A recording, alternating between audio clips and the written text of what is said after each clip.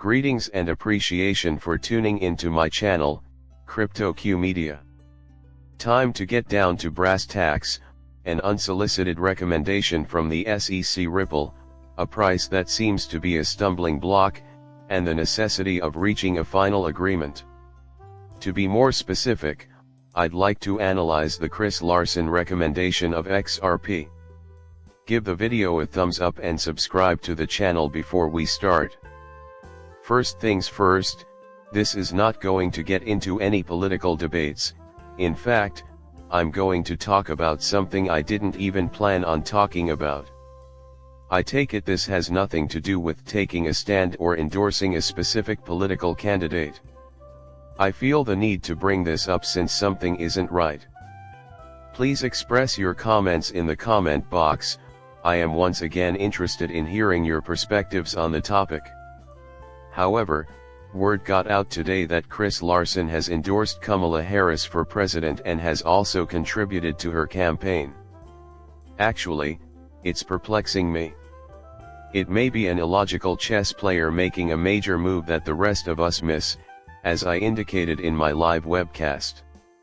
It is beyond my comprehension. Brad Garner House, it's hard to believe that anyone on the Ripple team could back Kamala Harris, the current vice president, who purportedly promised to include Gary Gensler in the forthcoming prospective government. Keep your distance from this. The tides have turned because of numerous factors that people may have questioned.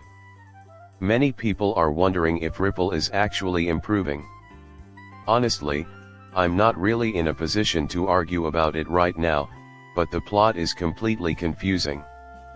I fail to see any logic in it unless there is some other, unknown event. A total of 88 more well-known business people have come out in support of Kamala Harris's presidential campaign. Our actions will determine the result.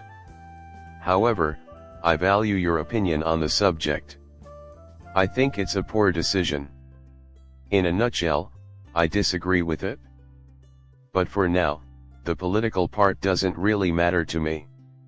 I don't see how you could back the current government in the UK when I'm at odds with the SEC. I don't get it, but I think you get it in relation to our current president.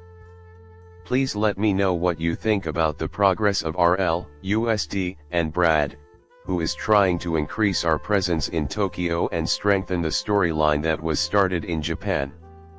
It has come to light that some countries, including Japan, SPR Holdings, and Mexico, are offering tax advantages and incentives to blockchain technology investors because of their immense interest in cryptocurrency. In the financial markets right now, where may one find the most activity and potential? Southeast Asia, more especially the Philippines, Singapore, and Japan. This is another big change. Then it's a fantastic choice. Japan enacted new legislation last year, and Brad is bringing it up again this year because they are already in effect, so, implementing stable coinage in Japan is a present-day endeavor.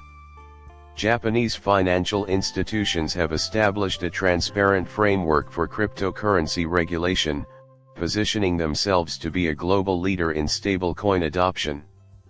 Given what has happened with XRP recently, it seems like a good moment to incorporate RLUSD into that architecture.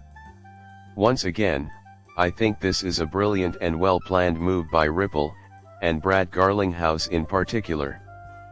Finally, and this is the most important argument, they would rather have it out soon.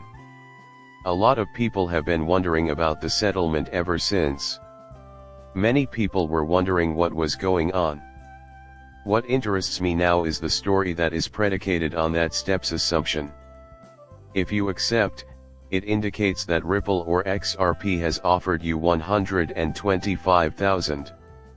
That is, if you do not intend to appeal. In reality, they have both accepted that truth at this point.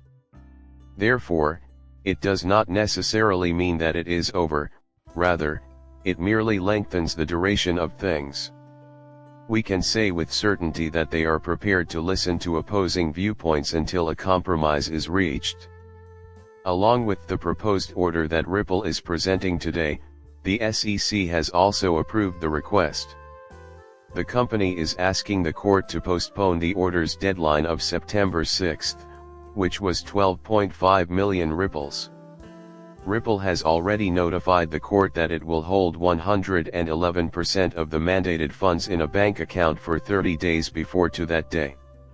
Indeed, we will have to wait another 30 days for this case to be resolved.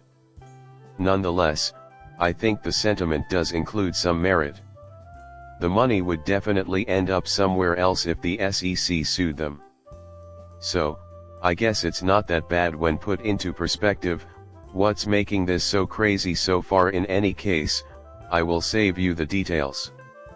We must pay attention to the price action. Cryptos are having a rough day with Bitcoin dropping to 53.2. That was one crazy day. The long-awaited weekend has finally arrived. The United Kingdom is experiencing a verdant Saturday, and the day is far from over. Whatever the weekend brings, we have no idea. In the near future, Bitcoin might reach 50,000, say numerous analysts. Once again, XRP can fall below 50 cents in price. Possible market catastrophe. Next week and the week after that, I'm crossing my fingers that the price of Bitcoin starts to move in unison with many other altcoins, as we approach September 18th. The date on which everyone is hoping for the Federal Reserve to lower interest rates, prevent a recession, and, finally, see price action. So, we'll see what happens. Crypto's enigmatic realm, but I'll keep you apprised on any developments.